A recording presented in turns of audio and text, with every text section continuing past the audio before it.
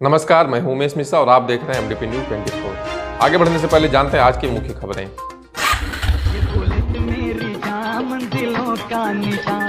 आपके शहर मधुपुर में खुल गया है बुलेट का सर्विस सेंटर, जहां आपके रॉयल इनफील्ड से जुड़े सभी ओरिजिनल पार्ट्स और मॉडिफाई करने का सारा सामान उचित मूल्य पर उपलब्ध है। सुप्रीम कोर्ट ने BS4 वाहनों के रजिस्ट्रेशन पर अग्रिम आदेश तक लगाई रोक। 13 अगस्त को होगी अगली सुनवाई, जाने पूरा मामला। सावन के आखिरी सोमवारी पर शर्तों के साथ खुला बाबा बैद्यनाथ मंदिर, गाइडलाइन का पालन कर भक्तों ने किए दर्शन। शिवालयों में सोशल डिस्टेंस के साथ की गई पूजा अर्चना। रक्षाबंधन के दिन मची चीख पुकार, भिड़वा के ढाको टिल्हा में 2 मासूमों की मौत। असंख्य भाषाओं की जननी है संस्कृत, देश भर में धूमधाम से मनाया जा रहा संस्कृत दिवस। अंतिम सोमवार और रक्षाबंधन पर कर्णेश्वर मंदिर में की गई पूजा अर्चना। दर दर भटक रही महिला, घर वापस लाने के लिए कोई नहीं है तैयार। खमरबाद गांव के ग्रामीणों ने वार्ड सदस्य पर लगाया पक्षपात का आरोप। और अब खबरों में आगे बढ़ने से पहले जानते हैं आज के मुख्य राष्ट्रीय एवं राजकीय खबर। सुप्रीम कोर्ट ने अगले आदेश तक BS4 यानी कि भारत स्टेज 4 उत्सर्जन मानकों वाले वाहनों के पंजीकरण पर रोक लगा दी है। इसके साथ ही कोर्ट ने मार्च में लॉकडाउन के दौरान बड़ी संख्या में वाहनों की बिक्री और अपने आदेश के उल्लंघन पर वाहन डीलर्स संघ से नाराजगी जताई। न्यायालय ने कहा कि ऐसे वाहन लॉकडाउन के दौरान मार्च के आखिरी सप्ताह और 31 मार्च के बाद भी बेचे गए। जानकारी के मुताबिक लॉकडाउन के दौरान BS4 वाहनों की असामान्य संख्या में बिक्री की गई थी। कोर्ट मामले की अगली सुनवाई 13 अगस्त को करेगी। सावन के आखिरी सोमवार के मौके पर देवघर स्थित बाबा बैद्यनाथ धाम भक्तों के लिए खोला गया। इस दौरान मंदिर के पंडा और भक्तों ने कोविड से जुड़ी गाइडलाइन का पालन कर बाबा बैद्यनाथ के दर्शन किए और पूजा अर्चना की। सुबह 5 बजे के बाद से ही स्थानीय भक्तों का मंदिर परिसर में पूजा के लिए पहुंचना शुरू हो गया। श्रद्धालुओं के लिए मंदिर सुबह 5:15 बजे से 6:30 बजे तक ही खुला रहा। इस दौरान भक्तों को जलार्पण की अनुमति नहीं थी। बता दें कि सुप्रीम कोर्ट के फैसले के बाद कोरोना संकट के बीच राज्य सरकार ने सुरक्षा नियमों की कड़ाई से पालन करने की शर्त पर मंदिर खोलने का आदेश दिया है। सावन के आखिरी सोमवारी को लेकर अनुमंडल क्षेत्र के सभी शिवालयों में भक्तों द्वारा पूजा अर्चना पूरे सोशल डिस्टेंस को ध्यान में रखते हुए की गई। शहर के मछुआ टांड़ स्थित सुप्रसिद्ध शिव मंदिर में भक्तों के लिए महाप्रसाद की व्यवस्था भी की गई। सुबह से ही मंदिर के संरक्षक बीनू यादव इस प्रयास में लगे रहे कि मंदिर में भीड़ भाड़ की स्थिति उत्पन्न न हो, सोशल डिस्टेंस का पालन पूरी तरह हो सके। वहीं शहर के सिद्धेश्वरी दुर्गा मंदिर में भी नवनिर्मित काली मंदिर में भक्तों द्वारा सोशल डिस्टेंस के साथ पूजा अर्चना की गई।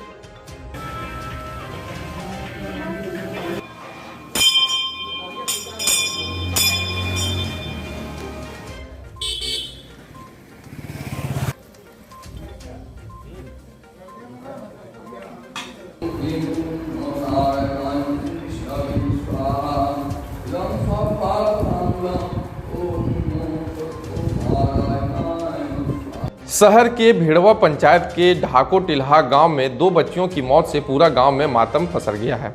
बताया जा रहा है कि दोनों बच्ची शौच के लिए गई हुई थी और वहीं पास में बने गड्ढे में पैर फिसलने से दोनों गहरे पानी में जा गिरी। परिजनों को जैसे ही इसकी सूचना मिली, आनंद फानन में इलाज के लिए दोनों बच्चियों को डॉक्टर के पास ले जाया गया, जहां डॉक्टरों द्वारा उन दोनों बच्चियों को मृत घोषित कर दिया गया। इधर परिजनों का रो रो कर बुरा हाल है।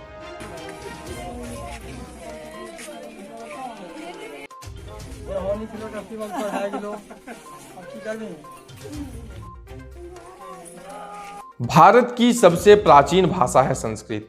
यह एक ऐसी भाषा भी है जिससे असंख्य भाषाएं निकली हैं।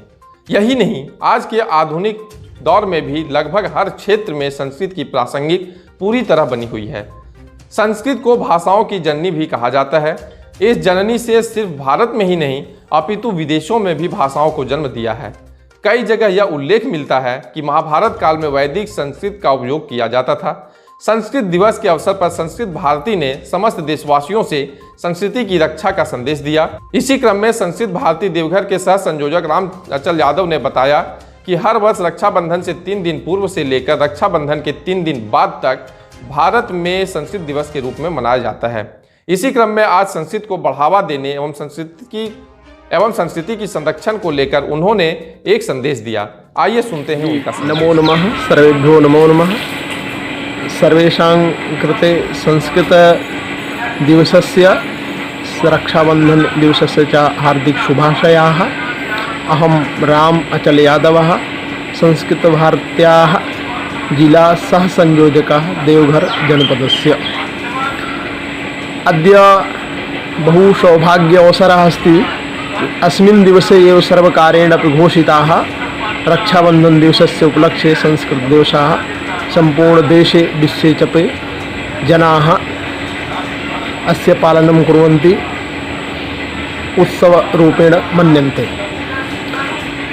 अद्य आवश्यकता वर्तते यत् सम्पूर्णविश्वे संस्कृतभाषा जनभाषा कथं भवेत्, संस्कृतभाषायां यत् निहितं तत्त्वमस्ति सुभाषितानि, अस्माकं आयुर्वेदशास्त्रं, ज्योतिषशास्त्रं, विमानशास्त्रं बहु बृहद् संस्कृतवाङ्मयं वर्तते। काव्यशास्त्रं, रामायणं, महाभारतं, चत्वारः वेदाः आदिग्रन्थाः, ऋग्वेदाः, एतत् सर्वं संस्कृते निहितं वर्तते।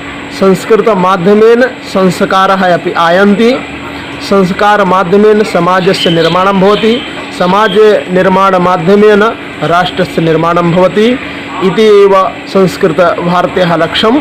संस्कृतभारती इदं लक्ष्यं स्वीकृत्य कार्यमपि करोति। सम्पूर्णविश्वे अपि नमो नमः, धन्यवादाः। सावन की शुरुआत सोमवार के साथ हुई थी। 3 अगस्त यानी आज सावन का अंतिम सोमवार है। पहले के सभी सोमवार की तरह इस सोमवार भी श्रद्धालु भोले की पूजा को मंदिरों में पहुंच रहे हैं। हालांकि इस बार भी पूजा अर्चना भक्तों द्वारा की गई, लेकिन सोशल डिस्टेंस का पूरा ख्याल रखा गया।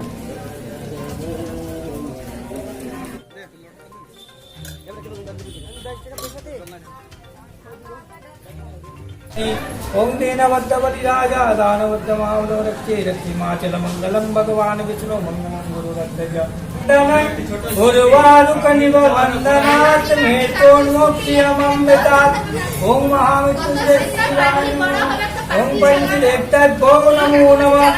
दिवस क्या मानवीय संवेदना खत्म होती जा रही है? रांची में हमारे MDP न्यूज 24 के संवाददाता को टिंकू देवी की जानकारी प्राप्त हुई। पता चला कि रांची के रिम्स अस्पताल के आसपास एक महिला दर बदर भटकने को मजबूर है।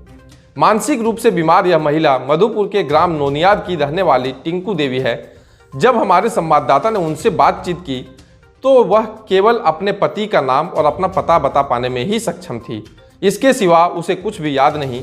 महिला ने अपने पति का नाम ननकू रजवार बताया है, लेकिन विडंबना यह है कि जब इस बात की जानकारी प्रशासन के माध्यम से महिला के परिवार वालों को दी गई, उसके बाद भी इस महिला को परिजनों द्वारा मधुपुर नहीं लाया जा रहा है। मार्गोमुंडा प्रखंड अंतर्गत खमरबाद गांव के ग्रामीणों ने अपने गांव की वार्ड सदस्या कविता देवी पर सरकारी योजनाओं में भेदभाव करने का आरोप लगाया है। ग्रामीणों का कहना है कि वार्ड सदस्य ने गाँव वाले को सरकारी योजनाओं से वंचित कर रखा है, चाहे वह PM आवास हो या बकरी पालन मुर्गी पालन योजना या फिर वृद्धा पेंशन की योजना हो।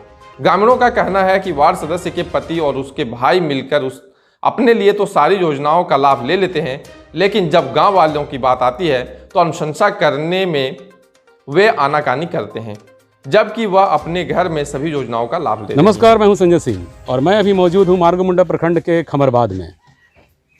यहां की समस्याओं को लेकर लगातार हमारे पास सूचनाएं आ रही थी और हम आज पहुंचे हैं खमरबाद।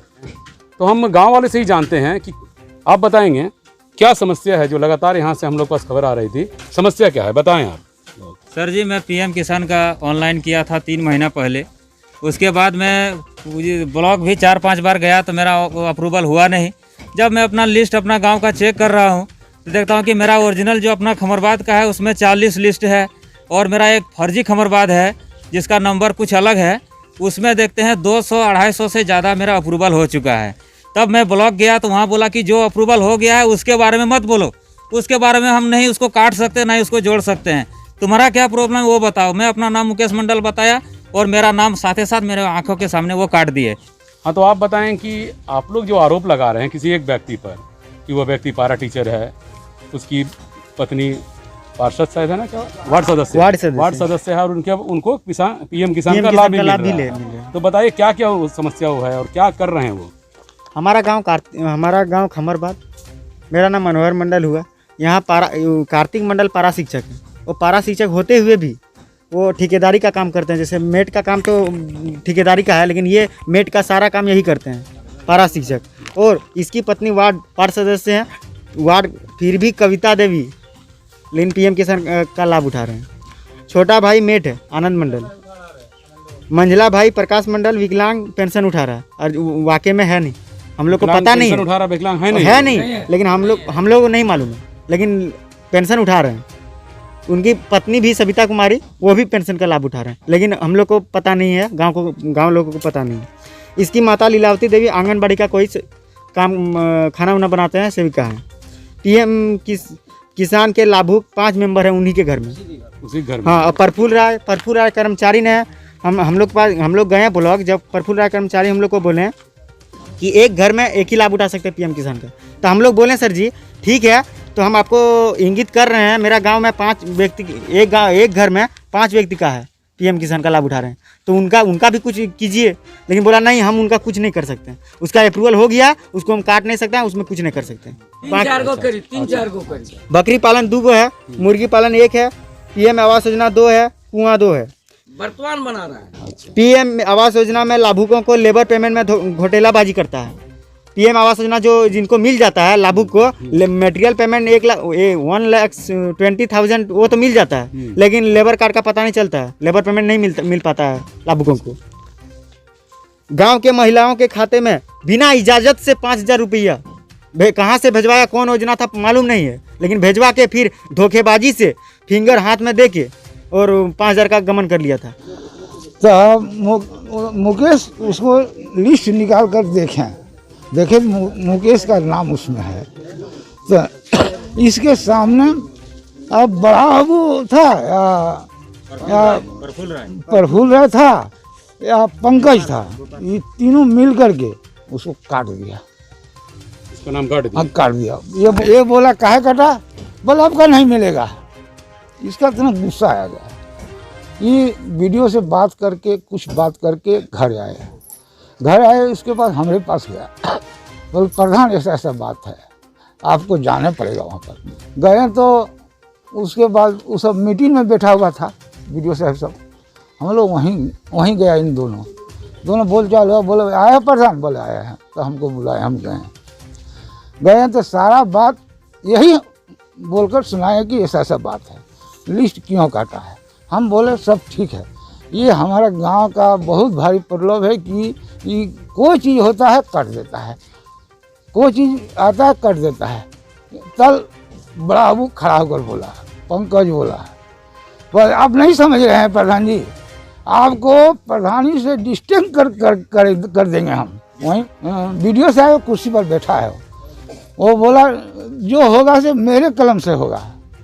रुपया आलो हमनी खाता में तो हमनी मालूम नहीं हो, वो पैसा उठा ले लो, जो बोलो 1,000 रुपये खाता में आलो से खाते टिप लेके और पैसा उठा ले लो, हमने आपके गांव वालों ने आप पर कई आरोप लगाए हैं कार्तिक मंडल जी। जी सर। इसमें पहला आरोप है कि आपका मंझला भाई विकलांग पेंशन उठाता और उसकी पत्नी भी उठाती है। नहीं सर, ये सरासर गलत है, कहीं रिकॉर्ड में भी नहीं है। अगर पेंशन मिलता तो अभी तो खाता उसका अपडेट किया जाए। आपके घर में पीएम किसान के कितने लाभ हैं? पीएम किसान का लाभुक सर 4 है। 4 हैं। उन लोग कहना कि आपके घर में 5 है, और आपके घर में जैसे योजना, सरकारी योजना में 2 बकरी पालन, मुर्गी पालन का 1, पीएम आवास योजना 2, कुआं 2, ये आरोप लगाया उन लोगों। सर कुआं सर जो है मतलब 2007-8 में एक हुआ था, माननीय फुरकान साहब जिस समय एमपी थे उसी समय एक सैंक्शन किए थे, वही मनरेगा से दिए थे। उसके बाद इस वित्तीय वर्ष में 19-20 में हम 18-19 में मतलब एक अपना खेत में कुआं कराए हैं सर सिंचाई के लिए। बकरी पालन का 2? बकरी पालन 2 नहीं है मेरा सर, मेरा 1 है, बहुत मतलब वो 3 साल पहले की है। पीएम आवास योजना 2? नहीं, पीएम आवास योजना मेरे पिताजी के नाम से पूर्व में सैंक्शन हुआ था, 2011 की लिस्ट में थी और वो अभी बना है सर हाल फिलहाल। आपका भाई प्रकाश मंडल पर यह आरोप है कि गांव की महिलाओं से 5,000 रुपया उसका खाता से वो टिप लगा कर निकाले। कहना है कि कोई पैसा भेजा गया, बोला गया कि तो वो मनरेगा का पैसा है, वो 5,000 रुपया करके करीब 40-50 महिला लोग का निकाला गया है टिप निशान। मेरे भाई कभी किसी महिला के पास ना गया है और ना ही उसके पास किसी से कोई बात हुआ है, और ना हम किसी के खाता से पैसा कैसे उठा सकते हैं। हमारा जब उसका हमारा खाता से कोई पैसा उठा नहीं सकता, तो हम किसी के खाता से क्यों उठाएंगे? ये सारा सर गलत है सर। और ये भी तो आप इन सब आरोपों पर क्या कहना चाहते हैं? सब आरोप मेरे ऊपर दुश्मनी पर से लगाया गया है सर, जो कि हम अपना यहाँ मामा घर में रहते हैं, उसका मतलब वो लोग अपना दुश्मनी उतार रहा है सर। जैसे कि मेरा गांव में या मेरा पंचायत में सबसे ज़्यादा पेंशन भी जो मिला है, बूढ़ी जितना का 60 साल का ऊपर वाला विधवा वाला सबसे ज़्यादा मेरे गांव में हुआ है, पूरा पिपरा पंचायत में। और यदि काम की अनुशंसा का बात बोलते हैं सर, पीसीसी है, नाली है या कुआं है, तालाब है, सबसे ज़्यादा मेरा गांव में काम हुआ है, सबसे ज़्यादा अनुशंसा मेरा गांव में हुआ है। और इससे वार्ड का उससे और अधिक क्या होता है सर, अनुशंसा होता है, अनुशंसा करते हैं और काम भी उतना हुआ है सर। और आज के लिए बस इतना ही, मिलते हैं कल फिर कुछ नई खबरों के साथ। तब तक के लिए दीजिए हमें इजाजत। नमस्कार।